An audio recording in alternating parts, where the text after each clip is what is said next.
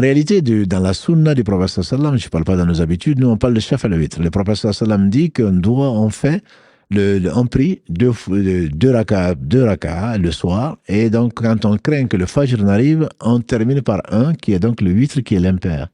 Le shaf al-witr, ce n'est pas 3 raka, le witr c'est une raka, 3, 5, 7, 9, 11, jusqu'à 13, que faisait le prophète sallam, mais celui qui veut faire plus, il veut faire plus. Là, dans les rawatib, ce que le prophète sallam faisait toujours, parmi les 12 rakas qu'il faisait dans la journée pour accompagner les prières obligatoires, il faisait 2 rakas après l'Isha.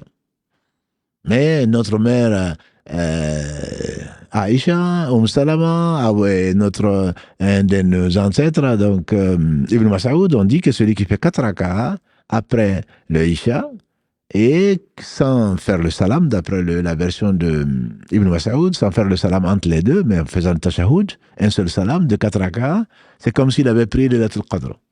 Donc certains d'entre nous ont pris 4 rakas après l'Isha. Et donc le mieux, c'est de mettre le witr pour celui qui pense pouvoir se réveiller avant le fajr. Le mieux, c'est de faire le witr avant le fajr. C'est la meilleure partie. C'est ce qui est conseillé. Mais quand on craint, comme le dit Abu Huraira, mon ami le prophète sallam m'a conseillé 3 choses. De faire le witr avant de dormir, de jeûner 3 jours par mois, et donc la troisième, c'est de faire les 2 rakas de Doha. Donc quand le soleil est bien levé et avant le Doha.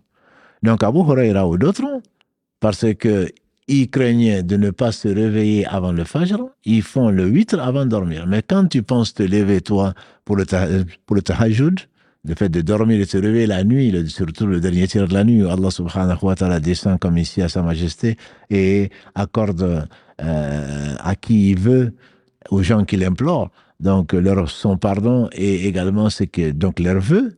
Si tu penses pouvoir te lever avant le fajr, le mieux c'est tu peux faire 2 rakas par 2 rakas ou plus, et ensuite tu dors et tu te réveilles et tu continues à prier, et quand tu crains que le fajr n'arrive, et bientôt pour le suhour, avant de manger, pour le petit déjeuner, avant que l'aube n'arrive, à ce moment tu finis par une raka qui est donc le witr. Il n'y a aucun mal, alhamdulillah, je dirais même que c'est sunnah, c'est ce que faisait le prophète sallam, c'est ce qu'il a également conseillé, c'est de repousser donc la dernière raka qui vient donc rendre impair tes rakas, c'est à ce moment-là, c'est le meilleur moment, et ce moment-là.